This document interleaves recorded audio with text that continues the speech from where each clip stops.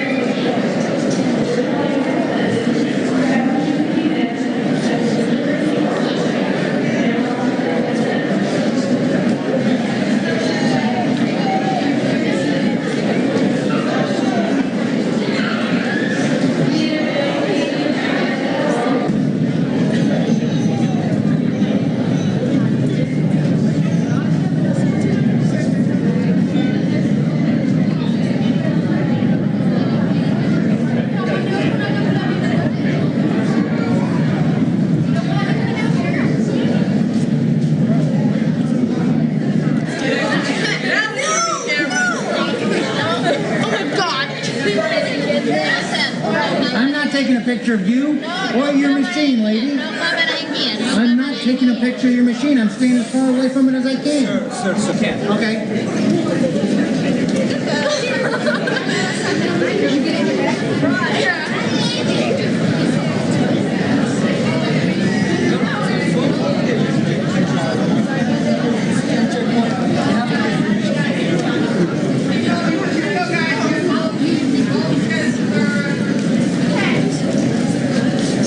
Watch me backing up now. You're looking, oh, I got your history. I'm exhausted. You're looking so refreshed.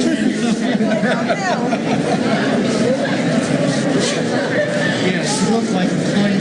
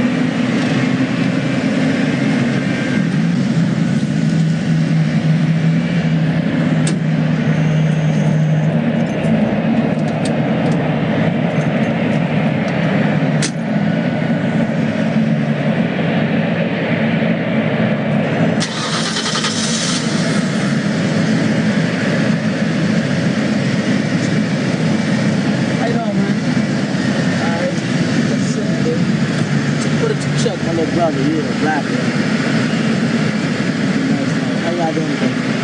But you in town for a while? Show us something.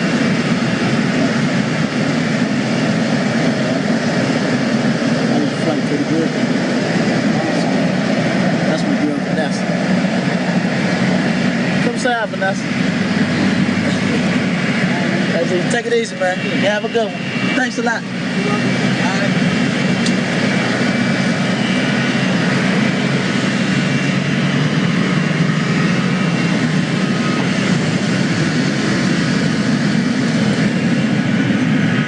He's not a presidential advisor yet, but his rap has gained him entry to the Republican elite. More on this new insider from Chief Washington correspondent Bob Schieffer.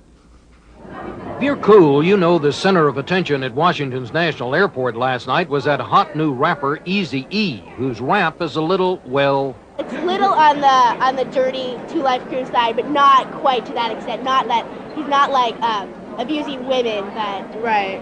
You know, it has a couple swear words in it. More than a couple, it turns out. I don't think I give a damn about a girl. I ain't a sucker. And his biggest hit is so controversial the FBI protested. We couldn't broadcast it on a dare. The name of the record? The record. Yeah. The police. Which is why you might not have guessed that Eazy-E, Eric Wright is his real name, would be among this group of well-off Republicans who paid $1,250 to become members of something called the Republican Inner Circle, who were waiting in line today to hear Law and Order man George Bush at a private members-only reception. You would have been surprised because Eazy-E's group is not exactly the voice of the establishment. What is your group now? NWA. And what does that stand for? Niggas with attitudes. So why was Eazy-E there? Mainly because he was invited.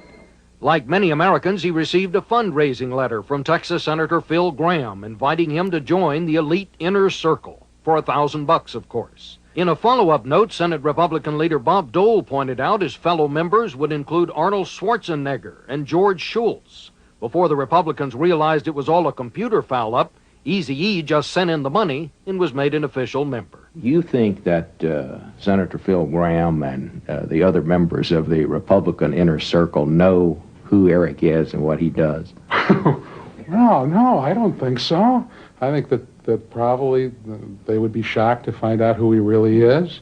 And but as for us, we're happy to be here. Whatever else all this means, Eazy-E says he thinks it's cool, and it does seem to underline one truth that applies to politicians of both parties these days.